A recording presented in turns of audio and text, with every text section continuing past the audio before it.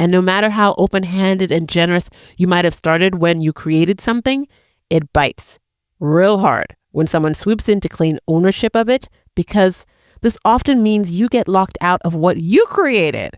I mean, the nerve. Hey, Creating Maven. I'm Joy Spencer, your reframe specialist, with one important message. Your real work, it's not your job or your career. Your real work is what you create. And what you create is what sets you apart and makes you incomparable. It's your legacy.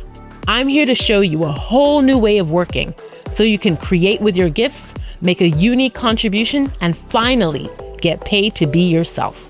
This is Reframe to Create. I bet I know one of the biggest mistakes you're making right now. And I'm not even trying to shame you. You mean well, but it's a mistake nonetheless.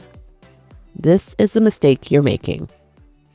It doesn't even occur to you that you should own what you create. Yeah, the thought rarely, if ever, crosses your mind. You're just merrily going along, creating on your job or your side projects with no thought of ownership. In episode 73, This is Why Ownership is Non-Negotiable, I started this conversation about why taking no thought of ownership is a no-no. And I want to dig into it further today. But it's not just you. Not owning what you create is a mistake many people make, especially when you're working on a job. It can be easy to focus on being the best team player you can be, and only that.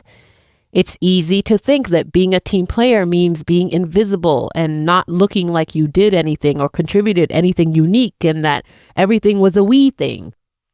And the problem isn't about team playing or collaboration. I'm not talking smack about those things. They are of crucial importance.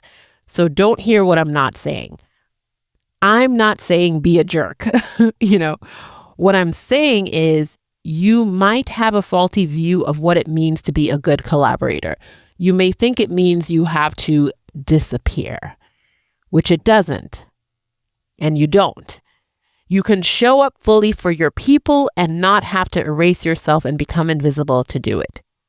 This is the mistake you're making. Whether you're on a job creating things alone or in collaboration, the mistake you're making is not thinking about ownership at all. And I get it. The idea may make your skin crawl. You're probably thinking, ownership? Ugh.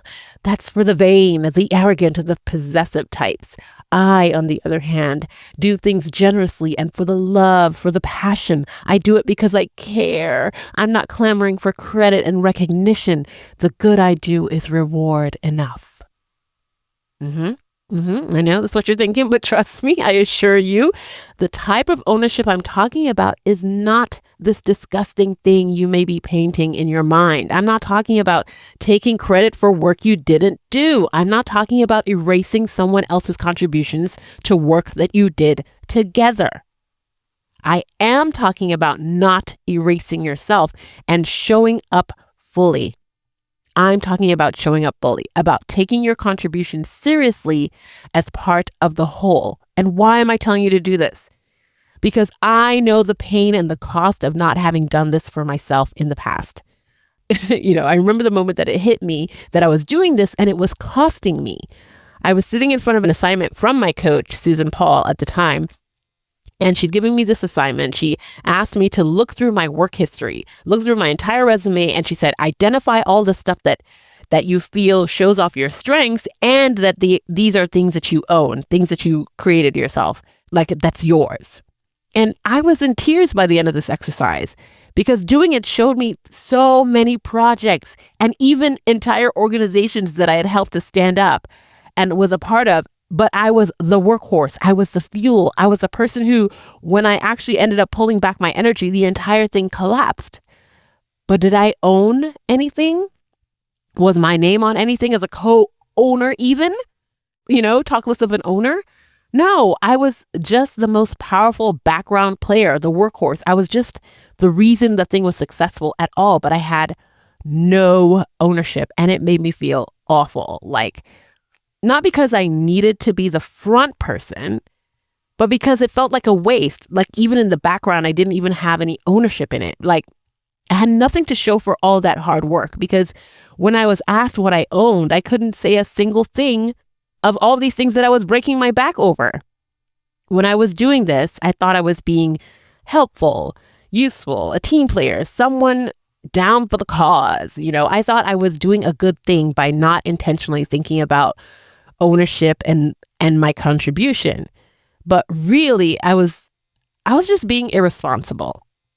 I was abdicating my responsibility by hiding behind collaboration and being helpful, all in the name of the work and how important it was. What I didn't realize was that it was my responsibility to not just fling my gift around wherever and whenever it was asked for or demanded. Instead, it was my responsibility to steward my gifts responsibly. And that's what ownership is really about. It's about stewardship and taking full responsibility for your gift and what you create with it. It's about being aware of your unique contribution and being intentional about how and where you offer it in service so that you don't do damage to your gift or to yourself. It's about doing this so you don't burn out or only end up being able to share your gift once. It's so you can also sustainably offer it in service over time and maybe even get better at it. There's a heavy cost for using your gift with no thought of ownership. That cost may be exploitation, resentment, permanent damage, or burnout. You don't want these things. It's not good for you. It's not good for those who you serve. And I hope that you hear me. I hope you hear me on this. Ownership is not about protection or arrogance. It's responsible stewardship. So no matter which context you find yourself in or out of a job, you need to be about that ownership. I think we can learn so much about this from the music industry. Think of Prince changing his name to that symbol, all to fight for ownership of his work. Think about the pain of Paul McCartney watching Michael Jackson buy rights to the Beatles collection. Think of Taylor Swift's battle to regain control over her masters. Songs that she wrote about her own life that got sold right from under her repeatedly. I mean, can you imagine? I'm sure when they all started out, they didn't think too hard or extensively that they needed to be so vigilant about ownership of their stuff because obviously it was theirs. Like obviously they created it. Newsflash, in this world we live in, you can create and then watch in shock as someone else slides right under your nose to take ownership of what you created because you didn't think you needed to own it. It happens all the time, not just in the music industry. I'm sure you've seen it happen in yours, to someone you know, maybe even to you. And no matter how open-handed and generous you might have started when you created something, it bites real hard when someone swoops in to claim ownership of it because this often means you get locked out of what you created. I mean, the nerve. So what now? Now that you've got the reframe from thinking of ownership as merely protectionism, and now that you get that it's responsible stewardship, what now? How do you show up as a responsible steward of your gifts? Here are 2 steps. 1, get caught in the act. Be seen doing the thing. And yes, talk about doing the thing. This means you need to raise your hand and say, yes, I worked on this. Yes, I created this. Even if you worked on it in collaboration, talk about your part in creating. And make sure you're talking about what you create that's your unique contribution and that you want to be known for and asked to do over again. People won't know you were a part of a thing or have ownership in a thing if you do not come out of your own mouth and say it. This is not bragging. This is truth telling. You are not helping anyone or yourself by making your contributions invisible. You have to have the guts to stand by what you create and point to it and say, yes, I did that. And there's more where that came from. Refer back here when you want more. But let me caution you. only do this with the stuff you create that you want to be associated with and that you want to be asked to do more of again in the future. If you keep raising your hand and talking about stuff that you created that you're really like, I could skip out on this, you're going to keep getting asked to do more and more of the same. And that's not going to be fun for you, especially if you're trying to move on from it. You want to show yourself as someone who is generative, creative, someone who creates things and experiences, someone who can be counted on to enter a situation and come up with a creative solution. But they won't know you are that person if you don't dare to put a stamp on what you create and say, yes, this is my contribution. 2, put a boundary around it. Is this something you can patent or copyright? Do that. That's for all of you creating on your side hustles. Did you create a product, a framework, or a process? You need to put some business seriousness around it. You need to own it, literally. This shows you are serious and increases your credibility and the likelihood that folks will come back to you for it. And for those of you working in an organization, don't think that you're exempt. While you may not be able to own what you create by patenting or trademarking, because really everything you do belongs to the organization, you can still put a boundary around it by drawing out the step-by-step process or framework around it. You may not be able to own the product, but you can be the go-to expert on how to create a repeatable process to scale and transfer it. This is another way of adding value and showing ownership because you know how to create and you know how to transfer what you create to others. You see, ownership is not about clinging and grasping onto a thing. It's also about giving it away strategically, especially in a setting like a job where you're not going to make money directly from it. Working in a way that makes you a go-to expert over time is a way of building your brand in the long term and sets up your credibility for when you do leave and go somewhere else, or when you do establish a side hustle or business where you have your own products and services. The time to build a reputation is not the day you need it, but long before, years before, decades before. Another way of putting a boundary around things is sort of like what I do with Reframe to create. All of my evergreen intellectual property and ideas are in the podcast. It sits in the container and boundary of the podcast. No one can say that these aren't my thoughts, these aren't my ideas, these aren't my perspectives, because I've put it out into the world and it lives in a container, either in a LinkedIn post that I share or in a podcast episode.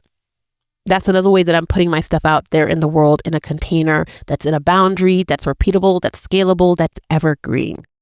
It's a way of owning what I create. So that's it. These are the 2 things. This is how you own what you create.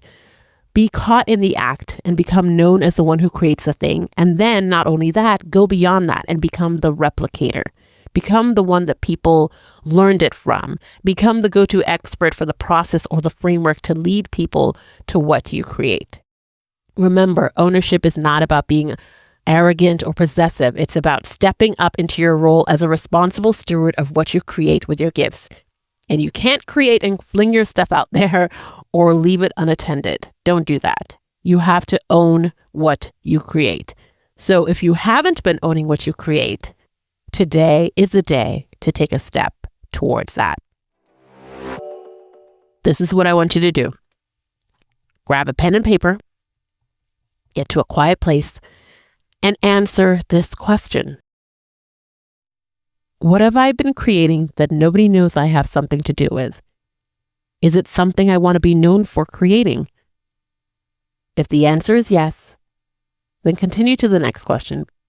But if it's no, then go back to that first question and think. Find something else that you've created that nobody knows about. Nobody knows that you had your hand to, but that it's something that you want to be known for. We're not trying to attach ourselves to things we want to ditch, okay? Okay. So you got it? You've got that thing? Okay. Now, think about putting a boundary, a container around that thing so that you are known as the creator. You're known as the go-to person to learn more about it or to learn how to do it. If it's your own thing that's not something you created in an organization, you can go on right now and map out the process or the framework for that thing and copyright, patent, trademark it, whatever it is. That's your assignment. Now, if ownership is murky and it's a shared internal product, you can still map out the step-by-step process of how to recreate it. And then I want you to decide, who will I teach how to do this? How can I do this publicly? Is there an internal blog I can write about this thing? Is there another internal platform where I can distill this knowledge? Even if you don't end up being the ultimate owner of this, you want to be seen taking ownership because it signals you are where to go for more of this. And even though you can't always own the thing itself, get this, you are always the owner of your personal brand.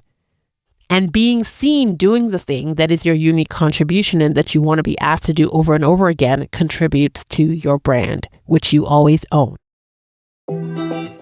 So decide today that you will stop hiding and dare to be caught in the act of doing the thing you want to be known for creating. Tell at least one other person that this is what you create and that you can be of service to them creating this thing. You'll be making the most important first step to owning what you create. See you soon, Creating Maven. Until then, remember to always ask yourself, what will I create?